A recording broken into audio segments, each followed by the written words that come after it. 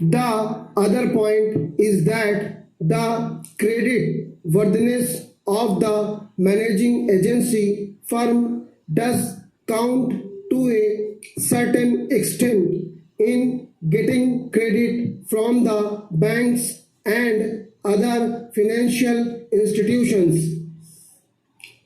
Yesterday, it was mentioned by my honorable friend that the crux of the problem is the question of payment of remuneration to a particular managing agency system.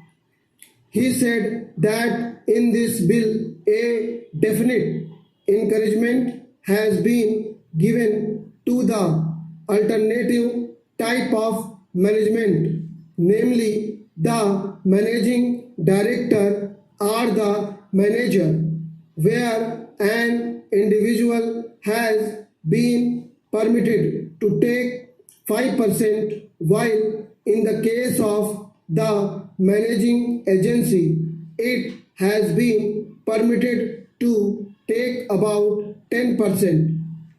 I would like to point out to him that it is not merely the question of remuneration which will decide the alternative type of management. The remuneration is not a very important thing unless and until you allow a certain amount of flexibility for any system to function. It will not be possible to evolve any other system to take the place of the managing agency system. In spite of so many shackles, you may find that those few business houses which are carrying on now may have to carry on the present basis. You may not find many new people coming in the field. Several times it has been mentioned in this house why the business community has not prescribed for itself a code of conduct. In this connection, I would like to point out that a degree or diploma is essential for the profession, and in case of violation of the code, sanction should be provided by it to prevent a person from practicing the profession. Today, even Ashok Mehta and Sri C.C. Shah can set up a grocery shop and become businessmen.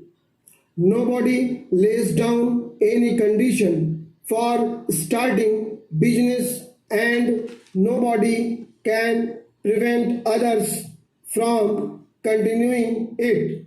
But I would like to point out that with regard to the code of conduct, there is a certain amount of ethics, and there are certain standards and traditions on which business houses function.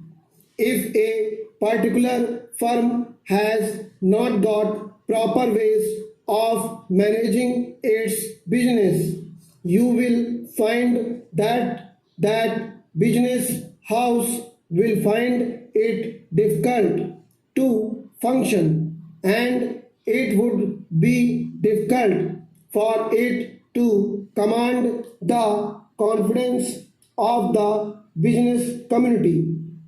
It would not be possible for it to function as effectively as a firm which has proper ways of managing its business. that is sufficient as a code of conduct. It is not possible to prescribe a certain code of conduct in the manner it has been done for the profession in general. Stop.